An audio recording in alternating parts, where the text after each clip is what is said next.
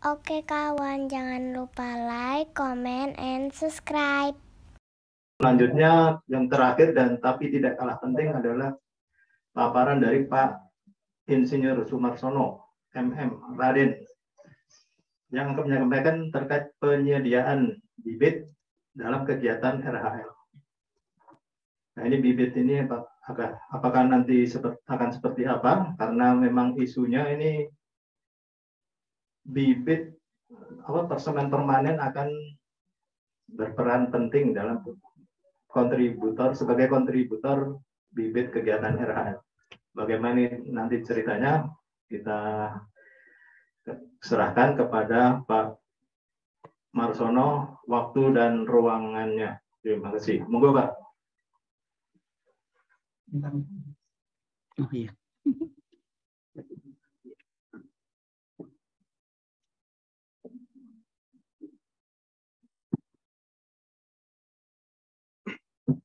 Baik, terima kasih Pak Tri. Assalamualaikum warahmatullahi wabarakatuh. Selamat pagi, salam sejahtera untuk kita semua yang kami hormati Pak Dir PT, Dir RH, Pak Niko, teman-teman kepala UPT dan teman-teman kepala seksi yang penting acara rapat pada hari ini, teman-teman yang ada di ruangan ini. Bapak sekalian, tadi nampaknya sebenarnya kaitan dengan penyediaan bibit sudah disampaikan panjang lebar oleh Pak Direktur dan Pak Junet. Saya hanya ingin menambahkan beberapa hal kaitan dengan pembuatan bibit dalam rangka kegiatan RHL sesuai dengan arahan Bu Dirjen beberapa waktu yang lalu. Terus Mas, Bapak sekalian, kenapa kebijakan kita bahwa untuk penyelenggaraan RHL itu menggunakan bibit dari persemen permanen maupun pusat persemaian. Nah, latar belakangnya memang Bapak sekalian bahwa saat ini ya, sebelum ada pusat persemaian, kita memiliki 50 unit persemen permanen dengan kapasitas produksinya kurang lebih 40 juta yang tahun lalu kita ada produksi. Kemudian ada perintah dari Bapak Presiden, kita diminta untuk membangun persemaian skala besar kurang lebih 30, artinya apa, setiap provinsi ada.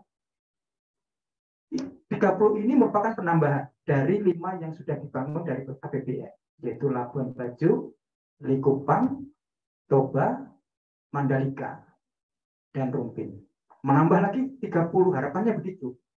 Dengan kapasitas produksi kurang lebih 5-15 juta per unit. Nah, ini kan kalau seandainya terjadi 30 unit, kalau kalikan 10 juta ada berapa? Ditambah lagi dengan PP. Mau kita kemanakan bibit ini kan gitu. Nah, Bapak Presiden memerintahkan bahwa dalam pembangunan persemaian skala besar ini atau pusat persemaian lah ya, itu skema pembangunan yang akan dilakukan adalah melalui public private partnership, yaitu kerjasama antar pemerintah dan badan usaha. Ini yang kita lakukan. Ini sudah kita lakukan. Yang pertama di Rumpin, ya, kemudian rencana yang sedang dalam pelaksanaan adalah di IKN, itu sudah berjalan. Kemudian rencana ke depan yang kemarin baru launching atau kick off yaitu di Kalimantan Selatan dan di Sumatera Selatan. Selanjutnya akan menambah yaitu di Sulawesi Tengah dan Sulawesi Tenggara dan rencana ke Kalimantan Tengah. Kemudian besar akan menambah. Nah, ini pola-pola ini yang akan kita kembangkan. Nah, bagaimana kalau ini terjadi? Kan gitu. Artinya bahwa stok bibit nantinya akan besar. Nah, bagaimana rencana penggunaan? Nah, memang rencana penggunaan kita arahkan dalam rangka mencapai target full net sink tadi 2030. Penggunaannya kita arahkan untuk revitalisasi hutan dan lahan, ya, reboisasi dan di dalam kawasan maupun di luar kawasan. Kemudian penanganan daerah bencana atau pasca bencana dan daerah rawan bencana. Kemudian bisa digunakan untuk rehabilitasi dan reklamasi hutan. Nah, ini teman-teman sekalian. Artinya apa? Kita mengetahui bahwa anggaran APBN kita terbatas untuk melaksanakan rehabilitasi hutan dan lahan. Sementara bibit kita banyak. Artinya apa nanti? Kalau bibit sudah disiapkan di sini, artinya di dalam pelaksanaan penanaman rehabilitasi hutan dan lahan tidak perlu lagi mengadakan bibit. Cukup di ambil dari produksi pusat persemen maupun dari persemen permanen. Contohnya, kenapa bisa rehabilitasi dan reklamasi hutan? Karena skema pembangunan demokrasi kita adalah P3, artinya mungkin kemungkinan besar bisa badan usaha yang memiliki izin pakai kawasan hutan dalam pengelolaannya bekerja sama dengan pemerintah bisa menggunakan PPT dan pemerintah juga bisa mendapatkan manfaat. Nah, kemudian kedua, ada permasalahan rehabilitasi dan reklamasi, ada permasalahan rehabilitasi khususnya yang dipegang IPPK-nya oleh pemerintah daerah. Sampai saat ini realisasi masih sangat rendah sekali karena kemampuan daerah untuk melaksanakan kewajiban terhadap IPPK-nya sangat rendah. Artinya bisa diberikan bibit ini nantinya ke depannya, kemudian daerah bisa melaksanakan menggunakan dana DAK atau dana bagi hasilnya. Itu sebagai satu contoh. Nah, konsep-konsep ini teman-teman sekalian nanti akan kita tuangkan dalam suatu NSPK. Sekarang kita sedang menyiapkan NSPK dan harapannya pada hari ini kita ingin mendapatkan masukan dari Bapak Ibu sekalian juga kaitan dengan bagaimana sih produksi bibit khususnya untuk PP dan pusat persemaian. Terus, Mas. Nah, ini latar belakang kita, Bapak Ibu sekalian. Kenapa bibit persemaian dari pusat persemen maupun dari PP bisa digunakan untuk RHL? Karena kita sudah ada mandat dari Permen LHK 23/2001, itu pasal 13. Bahwa di dalam rangka rehabilitasi hutan itu penyediaan bibit, pasal 13 ayat 1, penyediaan bibit dapat dilaksanakan melalui pembuatan bibit atau pengadaan bibit. Dalam hal pembuatan bibit dapat diproduksi dari persemaian permanen. Kan sudah jelas. Dari persemen modern atau pusat persemen yang skala besar tadi. Bisa dari KBR atau KBD. Bisa persemaian yang dibuat oleh masyarakat atau badan usaha. Nah, inilah yang nantinya akan Bapak Ibu lakukan dalam rangka memenuhi kebutuhan bibit untuk RHL tahun 2023 nantinya. Nah, dipertegas lagi oleh SE1 tahun 2022 tentang pelaksanaan kegiatan RHL.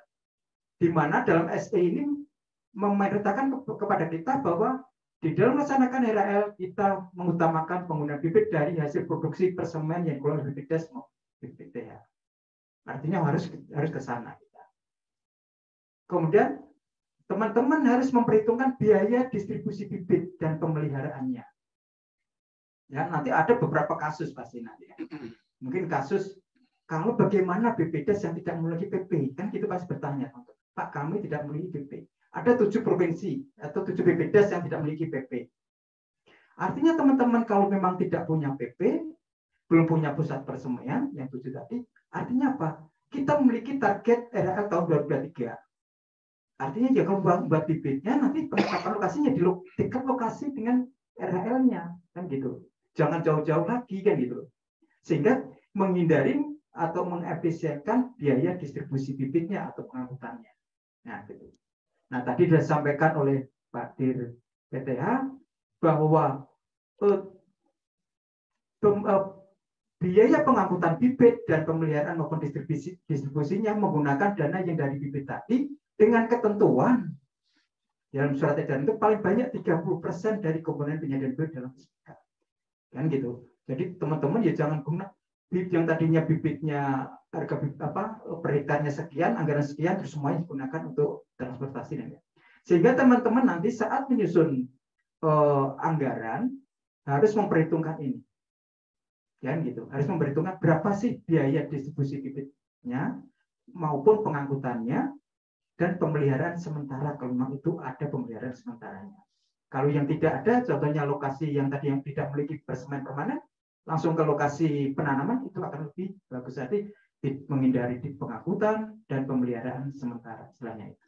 Terus. Nah, teman-teman sekalian, saya ingin dapat masukan bahwa kita saat ini menyusun konsep HSPK kita tentang operasionalisasi pusat persemen maupun persemen permanen. Di sana ada 2 komponen biaya, yaitu biaya operasional dan biaya produksi. Kan gitu. Nah, biaya sebelum ke ini saya ingin menyampaikan bahwa tahun 2023 Bapak sekalian bahwa target bibit kita itu untuk PP dan pusat persemen itu adalah 37 juta tadi. Nah, dari 37 juta itu untuk PP-nya sendiri itu hanya 16 jutaan. Artinya apa? Yang tahun lalu itu 40 juta, sekarang turun jadi 16 juta. Artinya turun sekian persennya. Kalau kita buat rata-rata adalah setiap BPDes adalah 400.000. Kan gitu. Padahal tahun kemarin bisa 1 juta, bisa 1,5, bisa 700. Artinya apa? Ada biaya operasional ini di mana biaya operasional susah dikurangin. Kalau ATK bisa. Tetapi ada beberapa fixed cost atau biaya tetapnya, contohnya ada di honorarium personal. Ya, di sana kita sudah memiliki tenaga ini yang sudah tetapkan itu biayanya tetap. Padahal kita mendapatkan alokasi kurang dari yang 1 juta. Padahal HSPK kita adalah hitungannya bersyarat per unitnya adalah 1 juta. Ini juga perlu kita perhitungkan nanti teman-teman sekalian. Ya, mungkin bisa mengurangi biaya monetnya, kan dikurangi, kan gitu. Biaya lain-lain kita kurangi. Tapi honorarium, apakah kita akan mengurangi personil pengelola proyek atau pengelola persemen atau gimana? Nah itu yang perlu. Karena biaya fixed cost-nya ini tetap tidak bisa. Mau 1 juta, mau 500, mau 100.000 ya sama biasanya kan gitu. Nah itu. Kemudian biaya produksi. Nah, Bapak Ibu sekalian, untuk persemen permanen maupun pusat persemen sesuai arahan Ibu Dirjen, Ibu Dirjen menghendaki bahwa setiap persemen permanen harus meningkatkan kualitas bibitnya. Ya. Kalau selama ini teman-teman sekalian selalu membeli bibit produktif dengan okulasi yang dilabellisasi itu, kan, itu dari penyedia. Kita sekarang punya bibit skala besar, anggaran kita cukup besar kan itu. Sehingga saat kemarin kunjungan dari Komisi 4 kita dipertanyakan bibit-bibit MPTS-nya ini dari mana kan gitu. Dia membandingkan bibit dari persemen kita itu dibandingkan dengan yang di perkebunan. Perkebunan itu mengeluarkan durian, mangga, dan lain-lain itu sudah sertifikat. Kita belum. Kenapa kita tidak ke sana? Sehingga arahan Bu Dirjen, pimpinan kita, bahwa setiap persemen permanen maupun pusat persemen harus menghasilkan bibit berkualitas, terutama yang dengan melalui perbanyakan vegetatif. Nah, bagaimana dengan SDM? Ya kalau memang SDM-nya belum siap, belum ada, bisa kita hire dari luar. Kan gitu. Ini sebagai contoh, pemain pemasi di Rumpin itu bisa melakukan perbanyakan vegetatif, dia membeli entries-nya sekaligus biayanya dengan biaya pengokulasian atau penyambungannya. Itu kan bisa kita lakukan begitu sebelum SDM kita siap sambil pembelajaran. Nah, untuk biaya produksi ini, teman-teman sekalian, kita mencoba menambahkan biaya, yaitu biaya pengadaan vegetatifnya.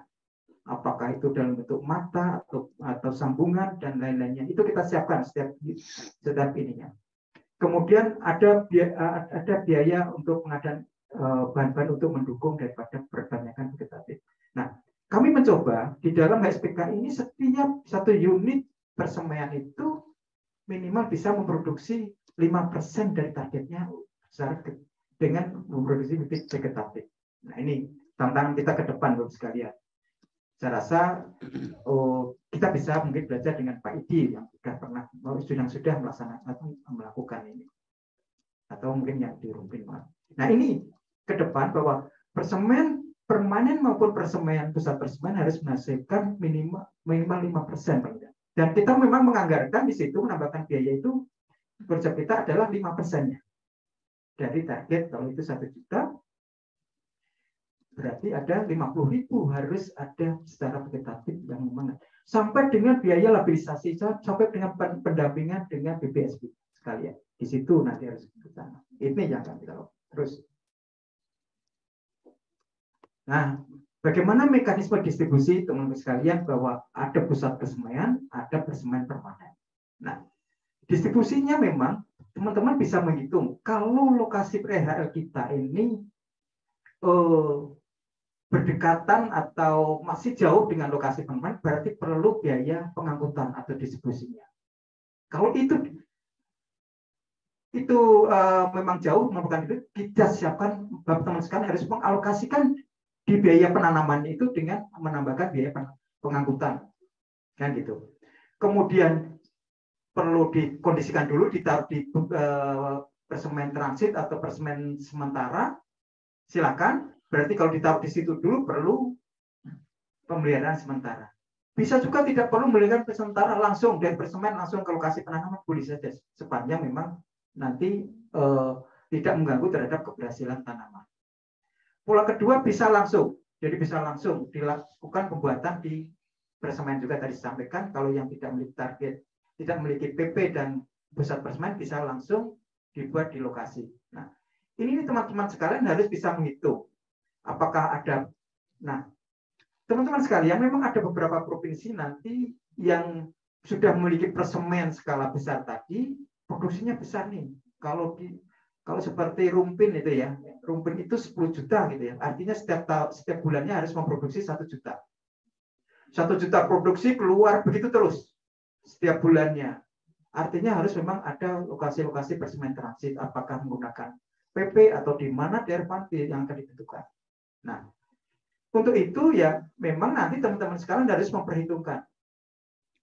Contohnya Rumpin akan membantu untuk memenuhi kebutuhan RL di Surabaya, misalnya gitu kan, Surabaya kekurangan Jawa Timur untuk kawasan konservasi. Di sana ditentukan lokasi persemen transitnya sementara, di mana kemudian baru dihitung berapa kebutuhan untuk mengangkut dari Rumpin ke Surabaya, contohnya kan gitu. Teman-teman harus menghitung kan gitu kan.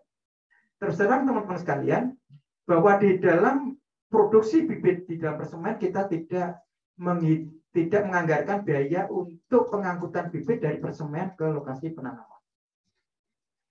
Karena kita kesulitan kalau itu kita jadikan satu persatu dengan persemaian. Sehingga yang gampang adalah saat menyusun rancangan T-1, teman-teman sudah bisa menghitung, saya akan mengangkut bibit dari persemaian mana. Kalau saya akan mengangkut dari persemen A, lokasi jaraknya sekian, berapa biayanya per batangnya. Sehingga bisa teman-teman langsung menyusun dalam rancangannya itu kebutuhan untuk pengangkutan. Makanya tadi disampaikan oleh Pak Direktur maupun Pak Junet bahwa rancangan harus disusun satu termasuk penentuan jenis tanamannya. Jadi teman-teman sekalian, T-1 itu jenis tanaman harus sudah ditentukan, jumlahnya ditentukan dan diproduksi di persemen permanen maupun di pusat persemen maupun di persemen yang dibuat di lokasi penanaman. Ya, jadi itu kuncinya adalah di sana. Terus Mas. Nah ini teman-teman tadi saya sampaikan bahwa produksi bibit kita nanti kurang lebih 37,5 juta. Ini akan kita gunakan untuk RL, untuk P0, P1 dan P2. Teman-teman harus menghitung. Nah teman-teman sekalian tadi saya sampaikan, teman-teman harus menghitung. Contoh gini, teman-teman mendapatkan alokasi untuk PP-nya jadinya 200.000. Kemudian teman-teman menghitung P0 kami berapa, P1-nya berapa, P2-nya berapa. Oh ternyata jumlahnya adalah lebih banyak kebutuhan daripada yang akan kita produksi. Sehingga sekarang teman-teman harus bisa menghitung itu supaya dalam pengalokasian anggaran nanti di 2023 itu kita sudah bisa menambahkan alokasi untuk pembuatan bibitnya. Ya kalau 200 juga cukup ya, karena kebutuhannya 400 ya 400 minimal kan gitu kan. Nah itu segera nanti teman-teman kami minta untuk menghitung itu setiap BPDAS, karena kita belum tahu P1-nya berapa sih dengan pola tanam apa, P2-nya juga demikian. Jadi data itu segera nanti teman-teman menyampaikan kepada kami dari Direktur PDA berapa kebutuhan P0-nya, P1-nya dan P2-nya. Ya itu termasuk UPSA. Kemudian ada RL IKN dan sisanya baru kita larikan untuk keluar kawasan. Itu kan. Kita utamakan dulu yang kewajiban kita dulu, yang dalam kawasan. Kalau ada sisa baru kita lakukan untuk yang di luar kawasan. Jadi nanti teman-teman sekalian akan kami minta untuk menyampaikan data rencana kebutuhan bibitnya. Ya, tadi yang disampaikan Pak Junet sudah ada luasan-luasannya, tinggal menghitung P1-nya berapa, P2-nya berapa. Dapatkan. Itu. Nah, tadi sampai Pak Junet kalau ada perubahan lagi ya nantilah perubahannya lagi kalau ada anggaran biaya tambahan. Terus nah, teman-teman sekalian tadi sampaikan bahwa teman-teman saat T-1 ini nanti teman-teman harus bisa menghitung jumlah bibitnya dan jenisnya. ya. Karena juga dalam Bapak sekalian di dalam produksi bibit PP maupun pusat persemaian juga menyusun rancangan teknis produksi bibit. Jadi klop antara rancangan HRL dengan rancangan teknis pembuatan bibit harus klop. Jadi sudah ketemu di situ. Ya, nanti harus disinkronkan antara Direktur PTA dengan Direktorat RH-nya. Kemudian yang kedua, pemilihan jenis teman-teman. Ya, terus terang tadi saya sampaikan bahwa pemilihan jenis yang harus memiliki nilai ekonomi dan yang terpenting adalah bagaimana jenis bibit atau jenis tanaman yang kita tanam ini bisa mengcover terhadap tutupan lahan tadi sesuai dengan target kita. Ya memang harus jenis-jenis itu. Dan non rotasi kita utamakan, kan gitu kan? Ya kalau di luar kawasan, jangan di dalam kawasan banyak, nanti juga ditebang kawasannya gitu. Kalau kawasan ya memang tutupan lahannya permanen kan gitu. Kemudian biaya pembuatan bibit menjadi bagian dari biaya penyediaan bibit berkualitas ya, dari persemaian makanan maupun dari bisa. Jadi seluruh biaya produksi bibit itu menjadi komponen dari dalam penyediaan bibit baik di PP maupun di pusat persemaian. Distribusinya maupun pengangkutannya, pemeliharaan sementaranya berada di biaya penanaman RAL. Nah, ini kita harus sepakat Pak Junet, nanti Pak Junet jangan sampai nanti wah belum ada biaya distribusinya kami dalam penanaman kan itu. Wah toh tetap semua juga yang melaksanakan BPDAS, yang menyiapkan bibit juga BPDAS, yang melaksanakan penanaman juga BPDAS, yang ngangkut juga BPDAS kan gitu kan. Itu. Terus Mas. Nah, itu. Kami ingatkan teman-teman sekalian untuk produksi terhadap 11 jenis tanaman. Jati, mahoni, sengon, gemelina, jabon, kemiri, cempaka, garu, bilas, cendana, dan buah wajib menggunakan benih dari sumber benih bersertifikat. Kalau teman-teman tidak menggunakan ini sebenarnya salah kan gitu. Itu sudah ada peraturannya sendiri kita yang buat kan gitu loh. Harus bagaimana mengusahakan terhadap jenis-jenis ini. Memang ada pasal yang meringankan kan gitu. Tapi kita utamakan ke sana. Karena kita sudah berkomitmen bahwa persemaian permanen, pusat persemaian harus memproduksi bibit berkualitas dan itu harus kita. Jangan mencari mudahnya, kan gitu kan? Kadang-kadang sebenarnya ada tetapi tidak dilakukan karena yang gampang. Contoh gini, garu, wah di daerah saya banyak garu, tapi di daerah sekat, tapi yang di sekat jauh di sana, ya jauh nggak mau ngambil kan itu. Gitu. Jadi terhadap 11 ini wajib teman-teman sekalian untuk mengadakan yang menggunakan bibit dari benih-benih bersertifikat tadi. Kemudian berikutnya, penyediaan benih untuk produksi bibit persemaian melibatkan pelaku usaha. Tolong teman-teman sekalian, kalau kita mengadakan benih tadi ya, libatkanlah pelaku usaha yang selama ini sudah kita lakukan, sudah kita bina, ya. Dengan memanfaatkan pelaku usaha yang memang sudah terverifikasi di RBA-nya. Ini juga hati-hati teman-teman sekalian, pengalaman. Banyak kita merekrut atau merekrut vendor atau pelaku usaha untuk pengadaan benih maupun bibit yang SBU-nya belum terverifikasi ke RBA-nya, ya, KBL-nya. Kalau itu belum terverifikasi, ini kadang-kadang menjadi masalah. Ini kita sudah menjadi saksi ahli di beberapa daerah. Karena pelaku usahanya belum memiliki RBA yang terverifikasi. Kan gitu. Karena kita masih lama ngajunya, yang penting punya OSS, punya KBLI, punya SBU. Tetapi belum RBA-nya belum terverifikasi. Nah, ini jadi permasalahan. Jadi tidak legal. Ini menjadi permasalahan di penegak hukum. Kan gitu. Itu perlu warning buat kita sekalian ke depan supaya tidak terjadi permasalahan saat kita merekrut pelaku usaha khususnya di bidang pertanian tanaman hutan. Ini permennya sudah ada, kan gitu. Jadi itu harus kita acu.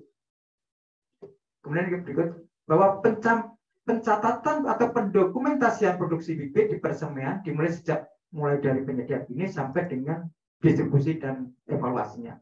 Jadi teman-teman, ini yang selalu menjadi permasalahan temuan dari auditor BPK. Jadi administrasi kita memang belum bisa istilahnya belum bisa gimana, sebenarnya sudah kita lakukan, tetapi secara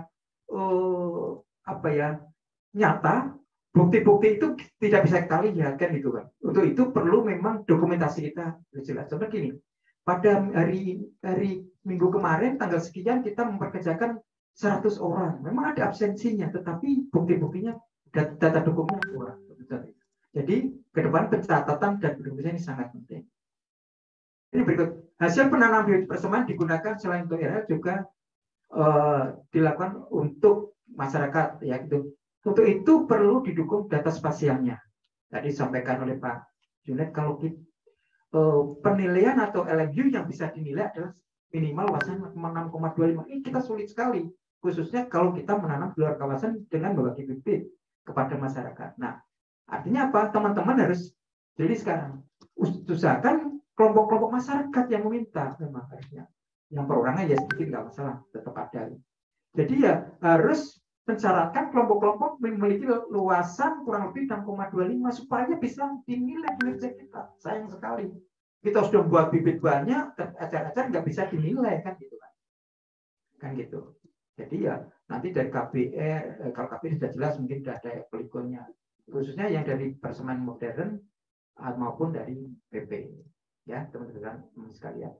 Kalau perlu memang harus geotagging, diambil. Kalau memang tidak bisa 100% masyarakat yang paling tidak ada berapa persen kira-kira. Ini nanti kita buat NSPK secara bersama-sama. Terus, jadi Bapak sekalian, saat ini kita sedang menyiapkan konsep NSPK kaitan bagaimana pengelolaan daripada persemaian, khususnya persemaian skala besar ini, teman-teman sekalian. Terus terang Bapak sekalian perlu kami sampaikan bahwa persemaian skala besar ini kita bangun dengan berbagai tipe. Ya, ada tipe yang dibiayai oleh APBN di mana pengelolaannya oleh kita dari sumber anggaran APBN. Kemudian ada yang dibangun oleh mitra, kemudian diserahkan kepada kita, kemudian pengelolaannya oleh kita. Kemudian ada yang dibangun oleh mereka, kemudian ada dengan kita juga bangun kolaborasi, pengelolaannya masih kita bahas bagaimana mekanisme pengelolaan. Ada yang dibangun 100% oleh mereka, kita hanya menyiapkan lahan atau beberapa kawasan di mana mereka akan mengelola. Kalau itu terjadi nanti mereka yang mengelola, tetap kita mendapatkan manfaat juga. Apakah nanti dalam bentuk bibit atau apa. Jadi teman-teman sekalian, mungkin ada nanti di beberapa daerah BPDAS itu yang pembangunannya dilaksanakan oleh mitra atau oleh badan usaha, pengelolaan oleh badan usaha, tetapi kita bisa mendapatkan manfaat. Artinya apa? Nanti perencanaan kebutuhan bibit untuk RHL disampaikan kepada mitra, nantinya kan gitu, kepada pengelola daripada persemaian. Iya, kan gitu. Nanti dari badan usaha yang mengelola persemaian ini akan memberikan bibit kepada kita ditaruh di mana. Nah, itu kan. Nanti harus ada sinkronisasi itu ke depannya, khususnya untuk tahun 2003. Saya rasa demikian Bapak sekalian yang bisa kami sampaikan. Nanti mohon masukannya kaitan dalam rangka kami sedang menyiapkan konsep penyusunan SPK tentang pengelolaan pusat persemaian di 30 lokasi nanti. Saya rasa demikian. Terima kasih Pak Dwi. Mungkin